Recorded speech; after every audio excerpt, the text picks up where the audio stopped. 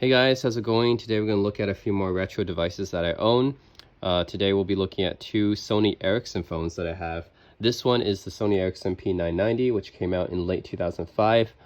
The specs are 2.7-inch display, 240 by 320, 208 megahertz CPU, 64 megs of RAM, 128 megs of flash, and it runs Symbian 9.1. Yes, that's the same OS that Nokia phones run, and it has a 2 megapixel autofocus camera on the back. So let's go over the exterior a bit. We have a front-facing camera, which isn't that common on devices back then. So it's nice that we have it, although it's not going to be like super powerful or anything. It's probably less than 0.3 megapixels probably. So you're not going to be taking like, I don't think selfies were really a thing back then. And then you have kind of a similar navigation to Nokia devices, right? You have the call, the hang up, a left to right, confirm, and navigational keys right here and back. And then you have this really flat numpad, which is kind of common to a lot of Sony devices, which I don't really like. I really wish that they would add more travel and make this more tactile. But anyways, there's a really flat numpad here on the front. And what you can do with this phone is that you can actually pull it down, and there's a secondary QWERTY keyboard right here as well.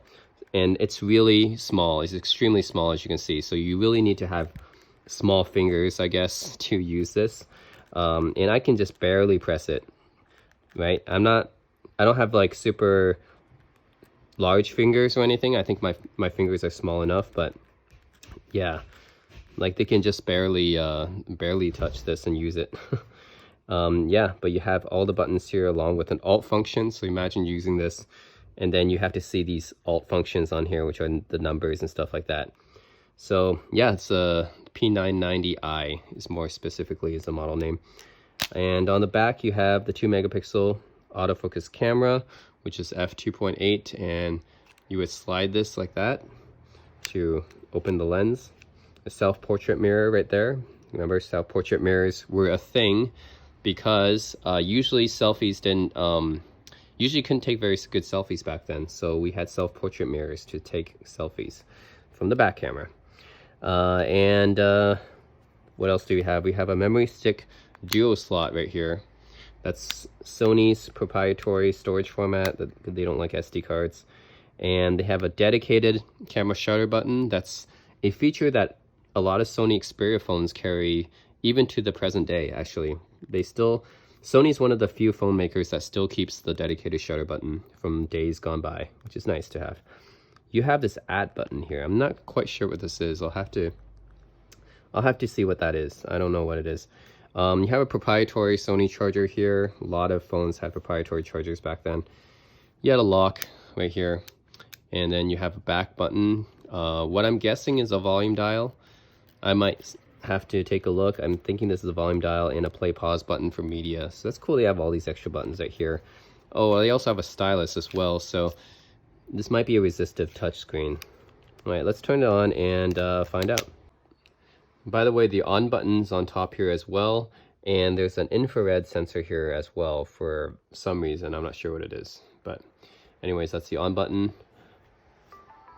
Let's see, this is a Vodafone device, meaning that it actually came from Europe.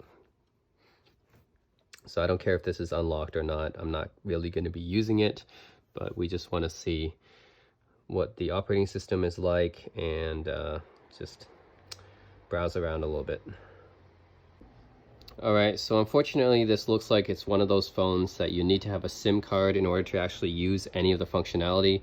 So I don't think I'll be able to show you the phone actually working, but it's nice to see it has a backlit keypad right here, which would be nice to actually see in the dark. I was afraid that you know, if without the backlight it's going to be extremely difficult to see these small tiny keys and numbers and stuff. But it's nice to have a backlit keyboard and a backlit numpad.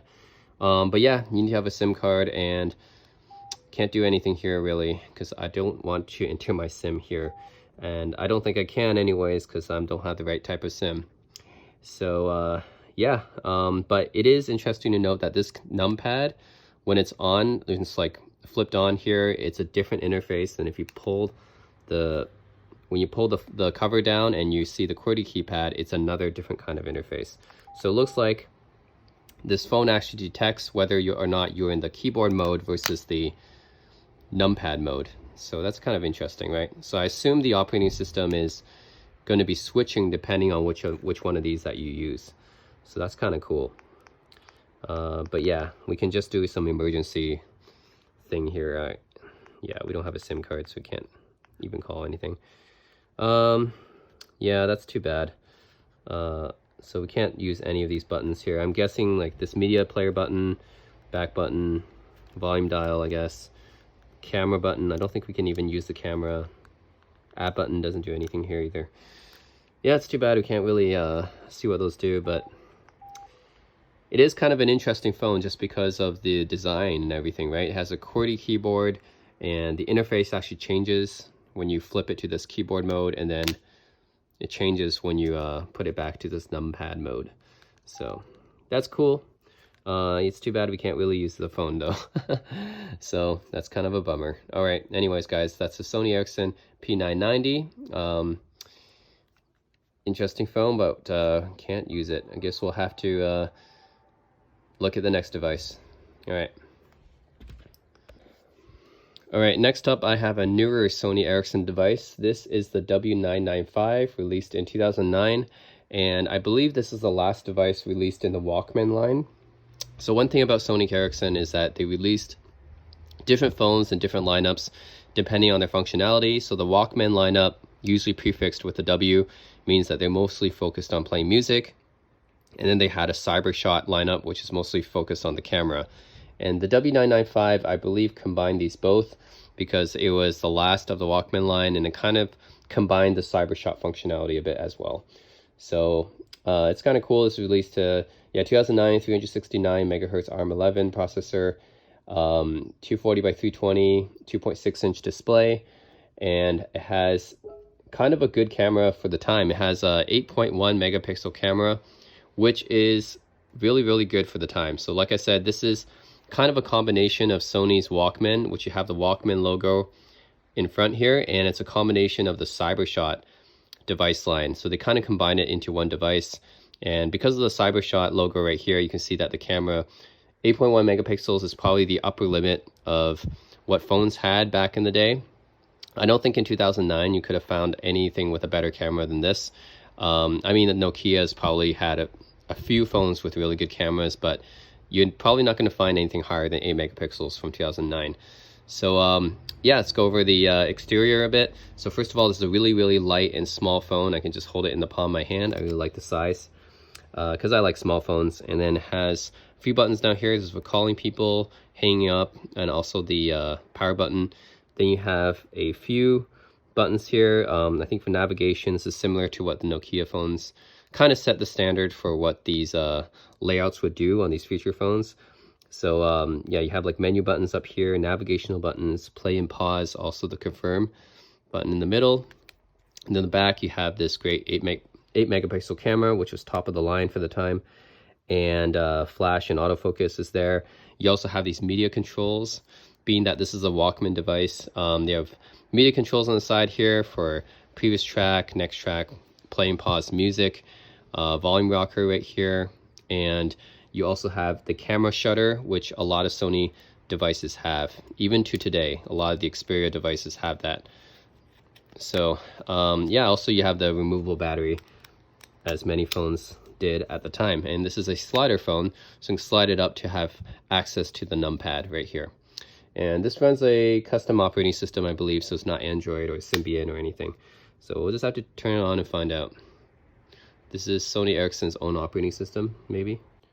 All right, so I have to keep it connected to the charger to boot it up, given the age of this device. But yeah, here is where it is.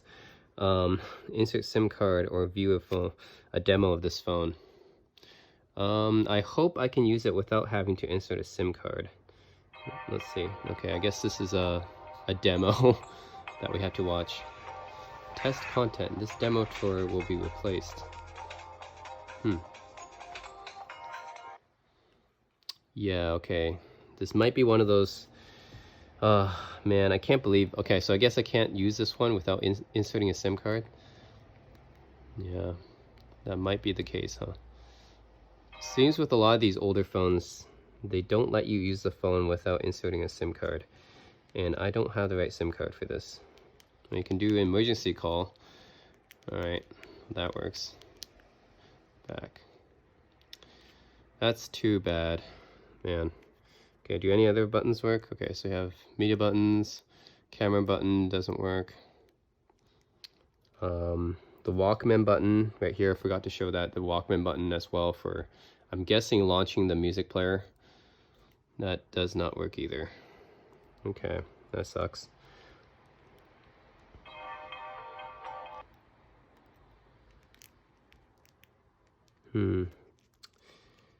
Yeah, it's about all I can do right now, unfortunately. Yeah, so I guess with both of these Sony Ericsson devices, I wanted to show you guys the interface, but turns out we need a SIM card for both of them, so that sucks. All right, well, anyways, yeah, that's the Sony Ericsson. I have this is W995, which was a really capable phone when it came out at the time. First of all, it had a lot of media-centric functions, right? Had these media player controls for playing music and volume rockers, headphone jack right here, which is pretty essential, this being a music player device. And it also has a really capable camera as well. Yeah, this 8 megapixel camera would have probably been the top camera of 2009. I can't really think of a camera back then that would have had better specs than that. And yeah, it's a nice slider phone. It's a really good phone for the time. I think I would have probably used it if I had enough money to purchase this at the time. I think I was using a Samsung D900 at the time, so I like slider phones a lot since I used slider phones when I was in university, and this would have been right up my alley. And plus I listen to music a lot as well, so this definitely would have appealed to me. So yeah, this is Sony Ericsson W995, because we don't need this anymore. All right, yeah, this would have been a nice phone to have at the time. I think I would have bought this if I had the money in 2009, because yeah, music phone that can also take great pictures, why not, right? Compared to the Android and iPhones of the time, you know, this camera was actually better, and having dedicated music controls, that's something you didn't get with the iPhones, would have been pretty nice. But anyways, yeah guys, that's the Sony Ericsson W995. It's too bad I couldn't show you this device or this one working. Would have been nice to see the Sony Ericsson phones in action, but unfortunately they both needed SIM cards, which my SIM is probably not going to work with either of these phones, so it's too bad. But yeah, anyways guys, the P990 and the W995, both great unique Sony Ericsson devices as well. But you got to see a little bit of the interface, I guess, the emergency call screen at least. Yeah, that's it. Leave me any comments. Thanks for watching.